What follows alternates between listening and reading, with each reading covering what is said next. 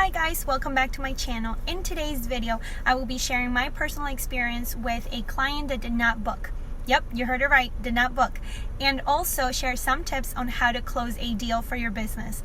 If you like videos like this, please don't forget to subscribe and hit that little bell so that when I post videos, you will get an alert to check them out. If you follow your girl, I will appreciate it. Let's spill some tea and get into it.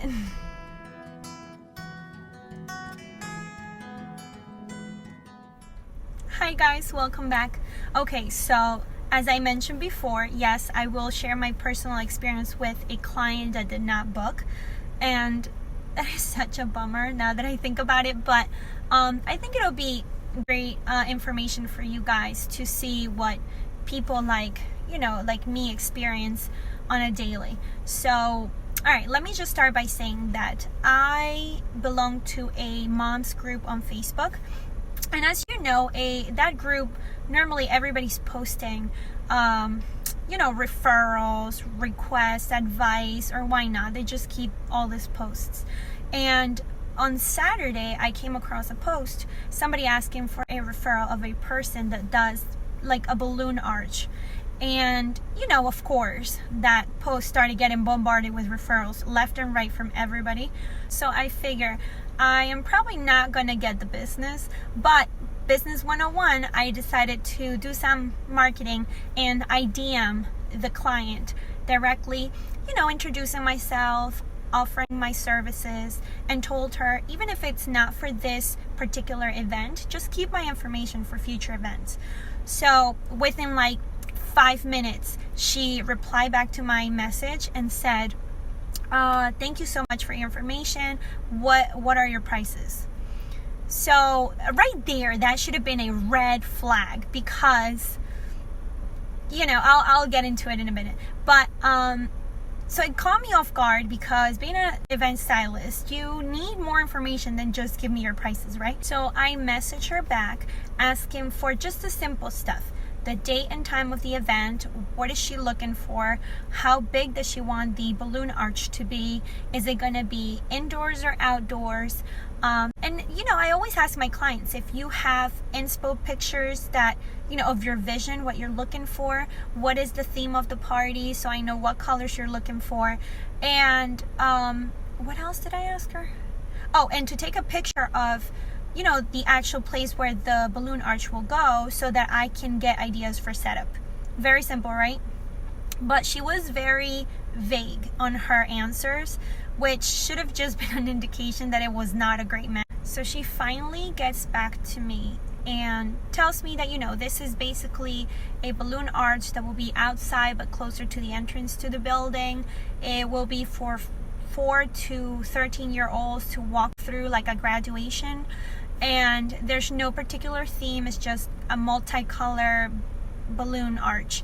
So that was good, and but no pictures, nothing of inspiration. But I didn't think much. I mean, I can come up with my own thing and do a great job. So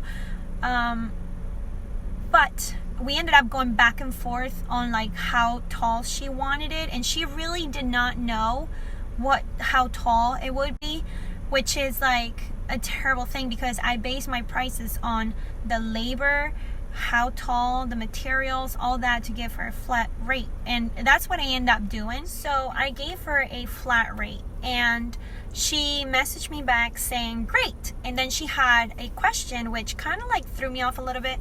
She asked if the balloons will be able to last for like 2 weeks or so, if she wants to reuse them again.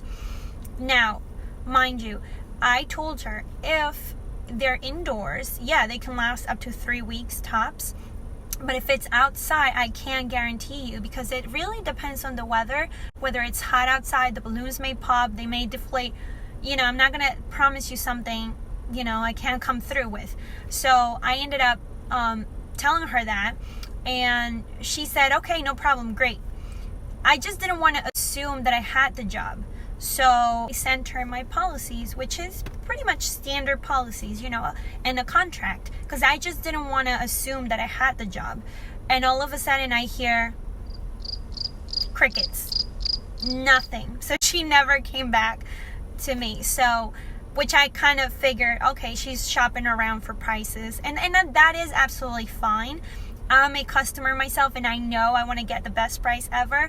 But something that I learned from this experience is I will definitely do certain things way different. First of all, when I said to you guys earlier, red flags, I asked her, she wanted the event to be that Monday, even though I was talking to her on Saturday. That is way too short notice. Like, if you can try to avoid, that is way too short notice. And those type of clients are probably the hardest clients to work with. I mean, first off, they don't even know what they want. They have a lot of special requests, and you can never please them. I mean, if you can try to stay away from those, try to, because then I found myself tailoring my policies to please this client that only gave me basically a day and a half to try to come up with something.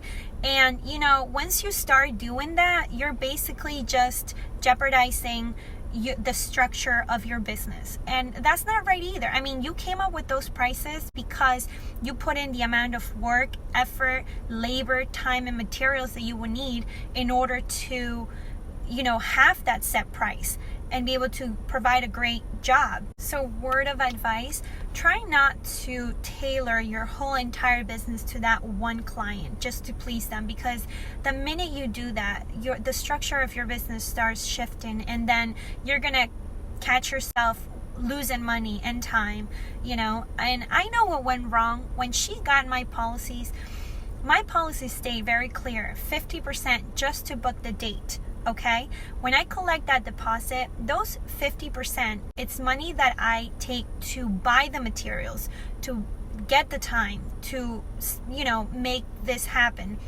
And if the client was to say cancel last minute, if I would have never collected that 50%, I would have had to pay out of my own pocket, and I was stuck with all these balloons. Not only that, I also say in my policies that it takes 5 days prior to the event for them to make the final payment. So I'm not sure if her expectation was that price I gave her was for the overall job. And my policies also state the delivery charges and the setup charges. I mean, just think about it. It is money to get in a car, use your gas, your mileage, and your time. So I have to charge for delivery. And for setup charges, I gave her a starting rate per hour, because depending on the massive amount of setup that I need to do, I may need to hire an assistant. Like, you'll never know. So, because you can't sometimes do it for one person, but I'm upfront letting them know what the expectation is. Maybe she was not pleased with getting those extra charges, but I do give options. I mean, I'm not saying I'm not willing to work with my customers. I give options of pickup if you want to do it yourself.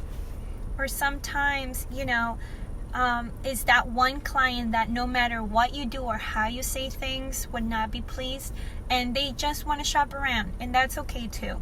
Of course I'm bummed, because it's a business opportunity that I missed, that I was excited about.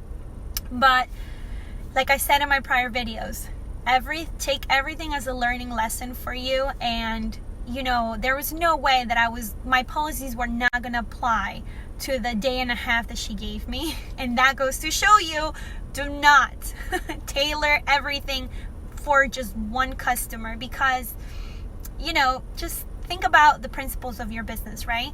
And the structure. So that's important.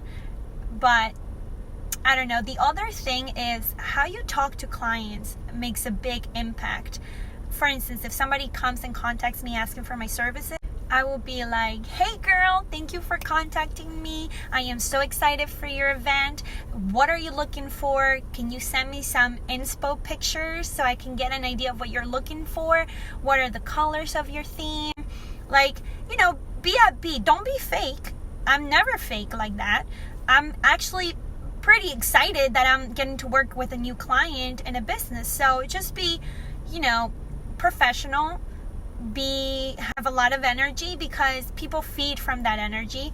And but there are going to be, like this client in particular, no matter what I did, was very vague, didn't know what to do, didn't know what she wanted, and it was so short notice. So, I hope that this experience of mine actually helps you in whatever businesses you may be having right now. The way I see it is business, and whether you're doing a balloon event styling business or an Etsy store or, a clothing store, anything like that, just don't try to limit yourself and don't put yourself down, in other words, to please other people, because in the end you will be the one losing, not them, and you certainly don't want to do that. I mean, if you're doing a business, it's because you want to make a profit to begin with.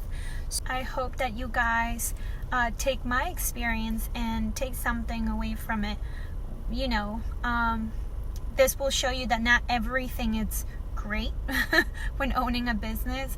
There are downfalls about it, and I'm not gonna pout or be that sad. I mean, yes, I lost a very nice piece of business, but I don't know. I mean, I'm still bummed a little bit, but I'm not gonna lie to you guys. Will this affect me? No. If anything, is teaching me how to handle business moving forward with other people if another situation just like this one comes my way.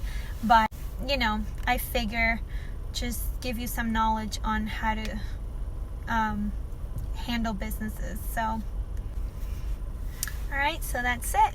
I hope you guys enjoyed this video, and I can't wait to talk to you guys more about anything business. If you have any comments, any questions, please don't forget to leave them right below. I would like to, maybe you guys have a different way of handling it that I can learn from it. I'm not talking as if I'm the expert here. I just told you my experience and maybe things that I would change for the future. But if you have a better way or even any advice on how to handle these things, I'm still learning. I feel like every day is a learning experience. So, feel free to comment below, and I would love to hear your thoughts. So I can't wait to see you guys on the next video. Thank you for watching.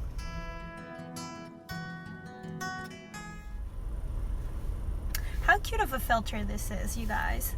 I may be doing all of my little chats with you guys with filters on. I mean, now, disclaimer, okay? It's not like I need it.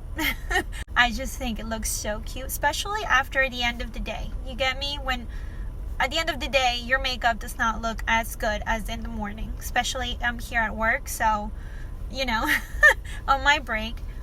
But, yeah, I like the filters. Look at that. I look so much better. So refreshed. I'll see you guys. Mwah.